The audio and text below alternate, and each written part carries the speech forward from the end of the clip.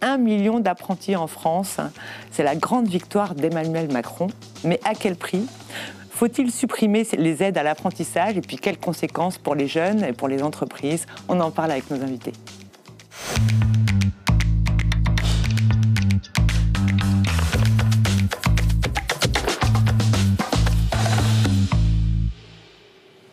Antoine Prodeau, vous êtes directeur des relations extérieures de Galileo. Galileo, c'est un groupe d'enseignement supérieur privé qui possède l'EM Lyon, mais aussi PSB, Web School Factory, le cours Florent, Strat et d'autres écoles encore. Alexis Fournet, vous êtes étudiant en alternance dans une école de sciences politiques privée qui s'appelle HEIP. Bonjour. Bonjour. Michel Terré, professeur des universités au CNAM, Conservatoire national des arts et métiers. Bonjour. Bonjour. Et Éloi Passot, journaliste au Figaro étudiant, qui va nous faire un peu le point sur l'apprentissage, l'alternance. D'abord, l'alternance, l'apprentissage, est-ce que c'est la même chose? Alors, déjà, qu'est-ce que l'alternance? Donc, c'est un système de formation qui consiste à alterner des périodes d'enseignement théorique dans une école et des périodes de mise en pratique en entreprise. Alors, le terme apprentissage, lui, fait référence au contrat d'apprentissage, qui est l'une des modalités possibles de l'alternance. Là, on est dans le cadre de la formation initiale et on vise plutôt l'obtention d'un diplôme. Mais il y a aussi une autre modalité de l'alternance, c'est le contrat de professionnalisation. Et là, on est dans le cadre de la formation professionnelle continue et l'objectif est plutôt l'insertion dans le monde du travail. Alors, pourquoi l'alternance s'est développée à ce point-là ces dernières années? Alors justement, vous l'avez dit en introduction, c'était l'une des promesses phares d'Emmanuel Macron, atteindre la barre de 1 million de nouveaux contrats par an d'ici la fin de son mandat. Et de fait, le président de la République a contribué à développer considérablement la filière. Un chiffre pour s'en convaincre, de 320 000 en 2018, le nombre d'alternants est passé à 850 000 en 2023. Et mieux encore, plus personne aujourd'hui ne voit l'alternance comme une voie de garage, comme ça pouvait être le cas encore il y a quelques années. Le problème, évidemment, c'est que tout cela coûte très cher, pas moins de 14,4 milliards d'euros en 2022, contre 6,8 milliards d'euros en 2018. Ce sont les chiffres de la revue des dépenses. Alors, pourquoi le gouvernement veut-il cesser cette politique d'aide à l'apprentissage? Précisément pour réduire les dépenses publiques. Donc, souvenez-vous, Michel Barnier a annoncé il y a quelques semaines un effort budgétaire de 60 milliards d'euros dans le budget 2025. Et le nouveau Premier ministre a ciblé notamment la politique en faveur de l'alternance qui, il faut le reconnaître, a mis sa pierre à l'édifice du dérapage des dépenses publiques. Concrètement, en l'état actuel des choses, une entreprise qui embauche en alternant a deux avantages. Donc, premièrement, une exonération de CSG et deuxièmement, une prime à l'embauche de 6 000 euros. Deux avantages que le gouvernement Barnier a annoncé vouloir réduire. Le bénéfice attendu pour l'État, il est de 2 milliards d'euros, mais évidemment, c'est autant de perdus pour les employeurs. Alors moi, j'ai la première question pour Alexis, qui est alternant. D'abord, est-ce que vous pouvez nous raconter comment se déroule votre alternance? Comment ça se passe? Pour ceux qui ne connaissent pas. Mon alternance, de manière personnelle, se déroule très bien. Et, comment ça se déroule? Est-ce que vous êtes une semaine, un jour à l'école, un jour en entreprise, une semaine, un mois, comment ça se déroule? Mon rythme d'alternance, à moi, c'est 2 semaines en entreprise, 1 semaine en école. Et c'est vraiment, je pense, ce qui peut garantir le meilleur équilibre de vie pour avoir à la fois cette période de formation où l'étudiant va continuer à apprendre, à avoir un pied dans les livres et à côté avoir un pied dans la vie en étant dans son entreprise et continuer à développer des compétences au sein de cette entreprise. Alors, vous êtes dans une école privée qui coûte un certain prix quand même, et grâce à l'alternance, est-ce que vous payez des frais de scolarité? Non, et c'est un des plus gros avantages en fait quand on arrive au niveau de la fin de sa 3e année, voilà, de se dire est-ce que je peux aller jusqu'au bac+5, et c'est une grande question à mon avis pour beaucoup de jeunes, de se dire est-ce que j'ai à la fois les moyens, j'ai des garanties derrière moi pour pouvoir payer 2 années supplémentaires. Et vous êtes payé par l'entreprise, on ne va pas donner le nom, mais c'est un cabinet de conseil qui vous emploie c'est un contrat de 2 ans, c'est ça? C'est ça, un contrat de 2 ans. Effectivement, l'entreprise va prendre en charge les frais de scolarité de l'étudiant. Et vous, pourquoi vous avez choisi l'alternance? Pourquoi vous n'êtes pas allé, je sais pas, à l'université ou dans cette école même qui propose un cursus sans alternance? Il y avait 3 plus-values majeures, on va dire à cela. Déjà, c'était d'avoir un vrai équilibre de vie que je viens d'évoquer. Ensuite, cette incitation aussi financière, le fait de ne pas payer. Vous l'auriez faite cette école si vous n'aviez pas eu l'alternance? Je me serais posé la question du type de formation, de savoir justement si je devais continuer, on va dire, sur une formation classique ou développer des compétences à côté pour arriver au niveau du bac plus 5 que je vais avoir en fin d'année. Et puis l'argument, c'est l'expérience. Là, vous allez l'expérience et le réseau. Ah, le réseau est extrêmement important parce qu'on a beaucoup d'étudiants aujourd'hui qui ont des très bons CV, qui ont des très bonnes formations, mais aujourd'hui avec, on va dire, cette inflation un petit peu du nombre d'étudiants, il faut arriver à faire la différence. Avoir beaucoup de compétences à côté et le réseau fait énormément. Antoine Prodo, vous êtes chez Galiléo, voilà, un gros groupe. Quel sera, à votre avis, l'impact de la suppression des aides? Est-ce que, par exemple, les employeurs vont arrêter de prendre des apprentis? Arrêter, je ne sais pas. L'impact. Parce que l'apprentissage va continuer, ça ne va pas disparaître. Alors, non, pas disparaître. Il existait avant la réforme de 2018, avant l'introduction des aides telles qu'on les connaît, donc il n'y a pas de raison que ça s'arrête. En revanche, on le sait, c'est une étude de l'APEC qui est sortie il y a quelques semaines maintenant. Aujourd'hui, il y a seulement 22% de l'ensemble des entreprises qui sont certaines de poursuivre leur politique de recrutement d'alternants sans les aides. Donc vous avez quasiment 8 entreprises sur 10 qui sont stimulées par ces aides, un petit peu ou beaucoup. Donc l'impact, si les aides sont arrêtées définitivement, mais il n'est pas encore question de ça aujourd'hui, ou si le coup de rabot est trop important, il sera évident. Il sera évident. Donc oui, il y aura forcément, on n'ira plus jusqu'à le million d'apprentis va s'éloigner. Alors le million en volume, en stock, on l'a atteint aujourd'hui, ce qui est considérable. On l'a dit, maintenant la filière professionnalisante n'est plus comme on pouvait l'entendre parfois, la filière poubelle, même si je n'aime pas beaucoup ce terme, mais c'est vrai qu'on a rendu ces lettres de noblesse aux professionnels, et on le sait pourquoi, c'est une meilleure insertion. Vous avez devant vous un ancien apprenti. Et ben voilà, Eloi a fait ses études. Voilà, dans les médias, ça se fait aussi. Ça touche tous les secteurs en fait, les aides-soignants, les développeurs, même les sciences politiques, le journalisme. Dès lors qu'on pratique, on est meilleur, on est mieux inséré, on est mieux payé, et on a une durée de vie sans chômage qui est plus longue.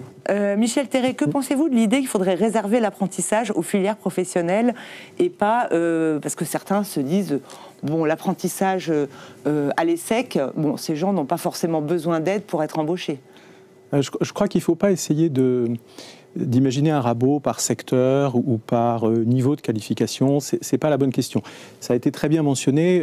La France a fait un travail extraordinaire, unique en Europe, sur l'apprentissage. Et aujourd'hui, on a des voies d'apprentissage qui vont, on pourrait dire, du bac -3 jusqu'au bac +5 et même au bac +8. On a d'anciens apprentis qui ont fait des doctorats et des thèses, qui sont aujourd'hui enseignants-chercheurs dans l'entreprise.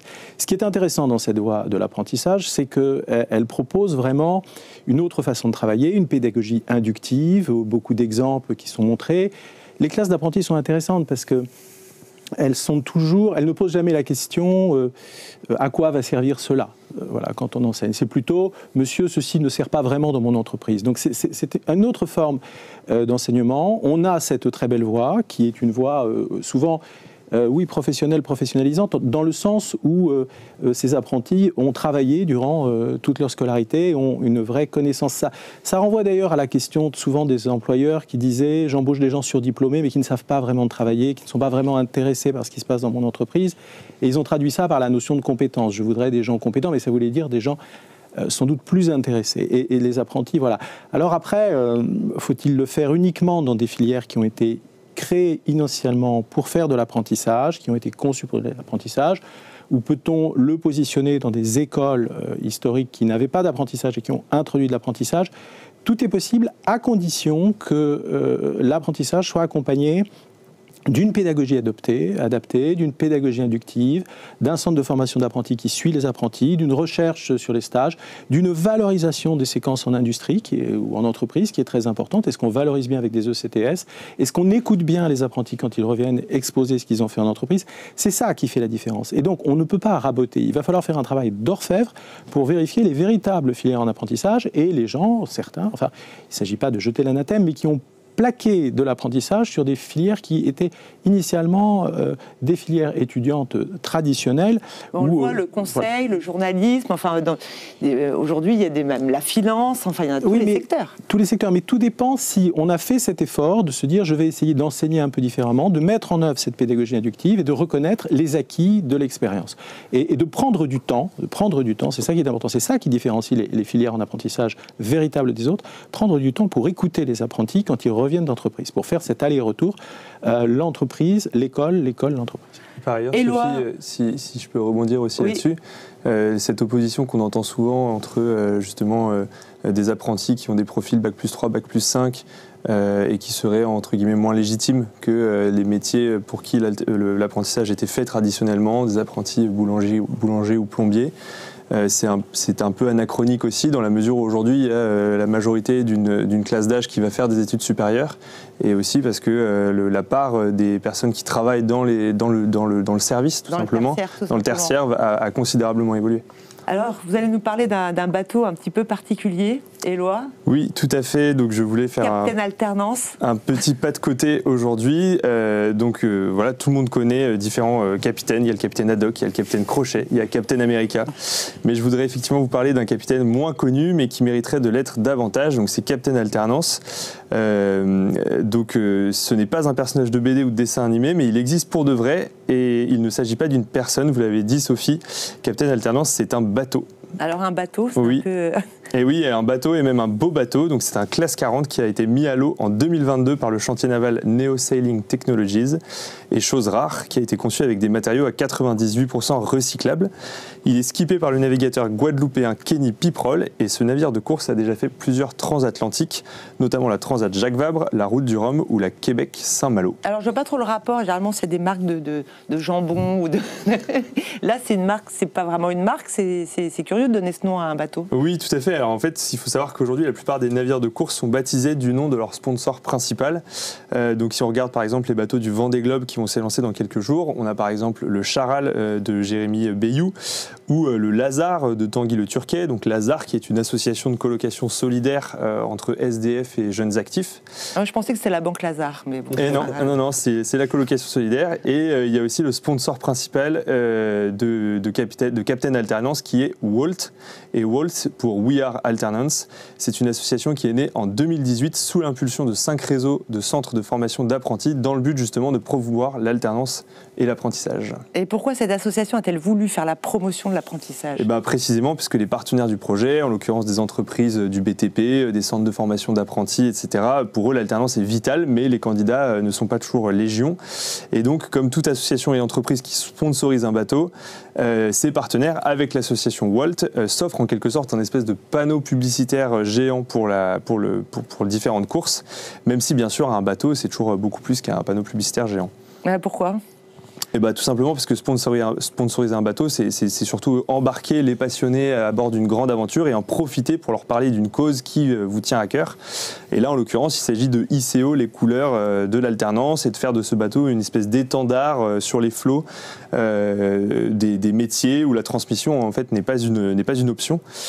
Et donc depuis le début du quinquennat Macron, on en a parlé, l'alternance avait plutôt le vent en poupe, mais si la suppression des aides est effectivement votée, eh bien Captain Alternance va devoir naviguer vent debout. Mais les marins le savent, on peut toujours naviguer au près quand le vent vient de l'avant. Alors dès que le vent soufflera, comme dirait Renaud, Captain Alternance repartira et les apprentis avec. Antoine Prono, quel est le pourcentage d'étudiants chez Galiléo ? Vous avez plus de 200 000 étudiants en tout. Quel est le nombre d'étudiants en apprentissage ou en alternance ? On a environ 125 000 étudiants en France, pour 25 000 en alternance, en apprentissage pour être précis, donc c'est 20% environ. 20% des étudiants sont en alternance. Tout à fait. Et aujourd'hui, si les aides sont enlevées, ce serait vraiment la cata pour vous ? Et pour les jeunes d'ailleurs. Oui, c'est ce que je veux dire, c'est plutôt ça qui importe finalement. Le vrai sujet, c'est, parce qu'on l'a dit tout à l'heure, les aides de l'État, l'alternance il est financé de deux manières, les aides directes aux entreprises. Il ne faut pas oublier que ces aides directes, c'est des dépenses de l'État, mais qu'en face de dépenses, il y a aussi des recettes que les entreprises aujourd'hui elles contribuent à hauteur de 11 milliards à travers la CUFPA, qui est la cotisation unique pour la formation professionnelle. Et il ne faut pas oublier aussi, on l'a dit tout à l'heure, 14 milliards de dépenses. Une étude de Walt avec Goodwill Management qui expliquait que pour 1 euro de dépenses publiques, il y avait 1,09 € de recettes publiques. Donc pour 14 milliards, c'est environ 16 milliards qui sont réintroduits dans les caisses de l'État. Pourquoi ? Parce que ces apprentis-là, c'est un jeune en moins au chômage, c'est un jeune qui va avoir plus de compétences, c'est un jeune qui, aujourd'hui, il ne faut pas oublier, on a voulu mettre toute une classe d'âge au niveau bac. Donc on a passé aujourd'hui le cap des 3 millions d'étudiants dans le supérieur. Ces 3 millions d'étudiants, si on les amène au bac et qu'on ne leur donne pas de solution, ils sont un peu plantés. Et pour l'instant, force est de constater qu'on a un système, alors le CNAM nous permet de résoudre ces problèmes-là aussi, mais on a un système jusqu'au bac qui est quand même un petit peu unique. Je sais qu'on réfléchit aujourd'hui à une réforme des lycées professionnels, mais donc quelqu'un qui arrive au bac bon an mal an et qui se dit je suis pas fait pour le système académique, il peut arriver dans les études supérieures grâce à l'apprentissage. Peut-être par un BTS, et puis au bout de 2 ans se dire mais finalement je suis bon, j'ai des capacités, prendre confiance en lui, être inséré dans la société grâce à l'emploi, et puis se dire je vais faire 1 an de plus, je vais aller en licence professionnelle. Et le vrai problème du rabot des aides, il est là.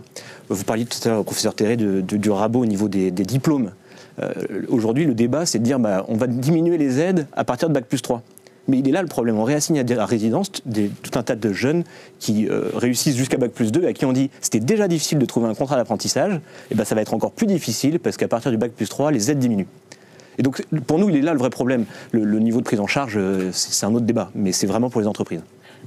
Michel Terré, il y a aussi quelque chose qu'on ne connaît pas forcément, c'est que l'apprentissage, ça existe aussi dans l'enseignement public, à l'université, le Conservatoire national des arts et métiers, c'est public aussi. Oui, ça existe. Et c'est vrai qu'on a plus l'idée que l'alternance dans l'enseignement supérieur, c'est beaucoup plus le privé. Alors que moi, je ne savais pas, par exemple, que l'université avait des diplômes en apprentissage. Je crois que ça a été inventé dans le public par le professeur Bernard Descamps au CNAM à l'époque. Et après, c'est bien de le rappeler aussi. Oui, c'est bien de le rappeler, mais il faut arrêter de cliver aussi en France le privé, le public. Voilà. La question n'est pas là. On a une jeunesse, comme vous le disiez, à qui on doit offrir plusieurs voies pour faire des études. Donc il y a la voie traditionnelle, il y a la voie apprentissage qui est opérée par des opérateurs publics et des opérateurs privés. La plupart le font très bien. On peut se poser peut-être des questions sur certains qui le font de manière peut-être un peu opportuniste. Et là, il y a débat. Je crois qu'il faut pas avoir peur de regarder les choses. Mais je crois que tout le monde est d'accord pour cela. Mais il y a aucune séparation public-privé et très tous honnêtement. Dans le même bateau. Non, mais on travaille très bien ensemble. Je veux dire, heureusement que les deux en France travaillent ensemble parce que nous avons toute cette jeunesse française à former. Le public ne pourrait pas le faire tout seul. Le privé ne pourrait pas le faire tout seul. Heureusement, nous le faisons ensemble, en très bonne entente, dans la plupart des cas. Et puis il y a la possibilité quand même de regarder il y a quand même des labels pour le titre RNCP en est un. Mais bien sûr. Il y a des choses pour voir si une école est sérieuse. Il y a des mécanismes de contrôle très nombreux. Il y a évidemment les titres RNCP, il y a la commission des titres d'ingénieurs pour les diplômes d'ingénieurs privés ou publics. Non, il y a absolument tout ce qu'il faut. Mais encore une fois, en effet, raboter par niveau de qualification ou par secteur professionnel serait une erreur gravissime et un grand recul dans ce pays.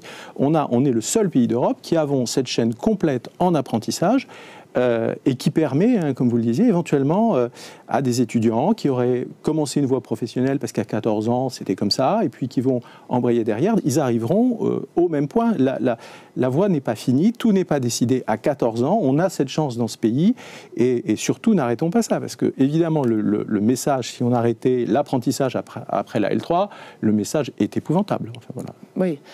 Vous n'auriez peut-être pas poursuivi vos études.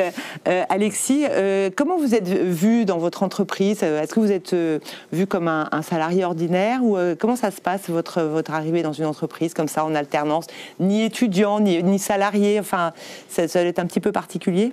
La première chose, c'est quand un étudiant va rentrer dans une entreprise, les premiers pas qu'il va faire, on va lui demander un petit peu de tout regarder, de rencontrer tous ses collaborateurs. Et là, c'est d'avoir une vision nouvelle, une vision jeune. Et on ne fait que ça, demander aussi dans l'entreprise de nouvelles méthodes avec tout ce qui arrive, notamment sur l'IA, où les jeunes sont très en avance aussi là-dessus. Et les entreprises ne font que demander un nouveau regard. Et je pense que, à mon avis, ça doit être un point commun pour beaucoup d'alternants qui rentrent dans ces entreprises-là. Ça permet aussi de rentrer dans l'entreprise plus jeune, j'ai l'impression. Le fait d'avoir des alternants. Parce que souvent, du coup, ce qui fait qu'on a des jeunes qui arrivent en entreprise à 20 ans, voire même avant, qui font toutes leurs études et qui arrivent je trouve, de façon un peu plus précoce. Et ça permet aussi aux entreprises de mieux se rendre compte de ce qu'est le système étudiant. Parce qu'aujourd'hui, il y a un vrai enjeu aussi qui est dans le recrutement, de savoir comment est-ce qu'une entreprise va dialoguer avec les étudiants, avec leurs nouvelles attentes, avec tout ce qui se passe. Et le fait d'avoir un maximum d'étudiants ou de jeunes dans une entreprise, ça va leur permettre aussi de commencer à comprendre de plus en plus comment évolue cet écosystème. Vous êtes nombreux, vous êtes plusieurs apprentis dans votre entreprise? Oui. C'est un cabinet de conseil. C'est un groupe, donc effectivement, dans dans toutes les parties un peu du groupe, on a beaucoup d'alternants qui sont. Mais vous êtes, voilà, c'est un autre statut par rapport à un stagiaire, par exemple, qui viendrait. Vous avez un statut de salarié. C'est ça. Donc ça doit être un peu différent, c'est ça que je veux dire. C'est aussi au niveau de l'école, où on a une attente en termes d'absence, en termes d'assiduité. On est considéré comme un salarié. C'est-à-dire si vous ratez l'école, vous n'êtes pas payé. Et on peut avoir effectivement des retraits de salaire.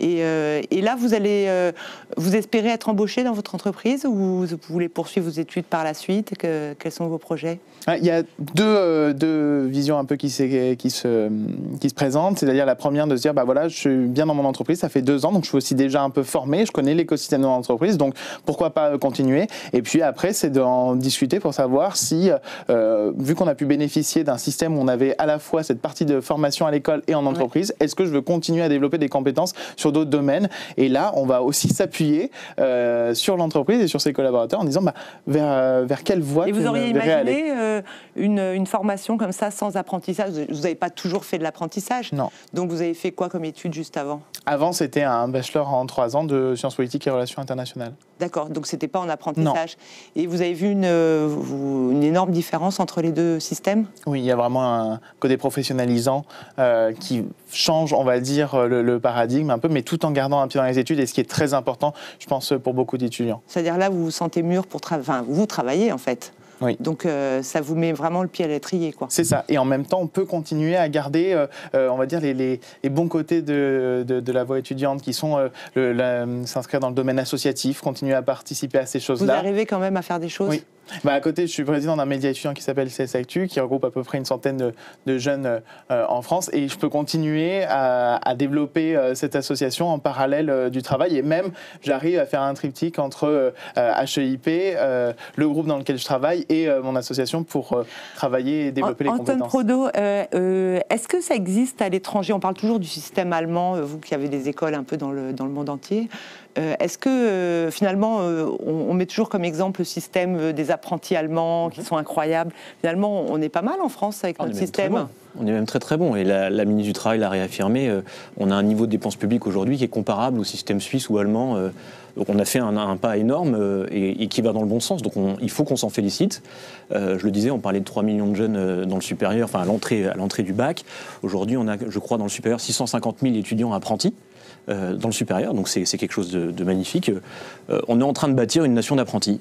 Je pense qu'aujourd'hui on le voit avec les oppositions, les polarités du monde. On a les États-Unis d'un côté, la Chine de l'autre, l'Europe au milieu, et c'est vrai que si les nations entre elles arrivent à se dire il y a une bataille des compétences et on va pas s'arrêter au bac, on va former des étudiants plus hauts, plus forts. C'est je pense qu'il est fondamental. Ouais. Michel Terré, vous avez aussi un peu un regard international. C'est unique au monde, ce qui se passe en France avec l'apprentissage? Je pense, oui, c'est très différent du système allemand, ou qui est vraiment sorti de l'enseignement supérieur. Et quand on travaille avec nos amis allemands pour faire de l'échange d'apprentis poste à poste, c'est très difficile. Et ils sont très admiratifs de cette voie dans le supérieur que nous avons en France et qui mérite les dépenses que l'on fait. Je vais voler à Olivier Faron, qui est le conseiller du président du MEDEF, cette formule qu'il a sortie il y a quelques jours et qu'il aime bien. Il dit, si vous trouvez que l'enseignement coûte trop cher, essayez l'ignorance. Donc, ouais. Je pense qu'il y a des dépenses qu'il ne faut pas hésiter à faire. Oui, et puis c'est vrai qu'on met souvent en exemple le système éducatif étranger. Les Chinois qui sont si bons à l'école, les Allemands qui font beaucoup... Là, pour le coup, on a un système... l'enseignement supérieur avec l'apprentissage qui est assez unique, quoi. Oui, et puis moi je reviens de Chine, là, c'est quand même la vie des étudiants chinois et des lycéens chinois est terrible, parce que sortis de l'école, c'est les cours privés, c'est le week-end, le samedi, le dimanche, tout ça pour passer, être très bien classé. Donc vraiment, c'est un modèle qui est ce qu'il est, mais je ne pense pas que ce soit des modèles dont on ait envie en France. Je pense que nos lycéens, nos étudiants vont bien, quoi. Ils sont heureux. D'ailleurs, sur le rythme du travail, Alexis, c'est pas trop dur? Non, pas vraiment, parce qu'on a aussi, au moment, si vous voulez, on retourne en semaine de cours. Il n'y a pas le patron qui vous appelle. Non. Au fait, tu as oublié ça, est-ce que tu peux me rendre le dossier? Non, normalement, c'est interdit. Après, ça dépend aussi de l'investissement qu'on a dans son entreprise, mais on a aussi, je parlais d'équilibre de vie tout à l'heure, et c'est vraiment aussi cette plus-value qu'on a sur l'alternance, de pouvoir à la fois avoir cette insertion dans le monde du travail, être à fond sur tous les dossiers qu'on a menés dans l'entreprise, mais à côté, quand on est en période de cours, d'être concentré sur ce sur quoi on doit étudier. Merci Antoine Prodeau de Galiléo, Michel Terré du CNAM, Alexis Fournet de HEIP, étudiant, et Éloi Basso. Et je vous dis à tous à très très bientôt pour une nouvelle émission de Paris d'École.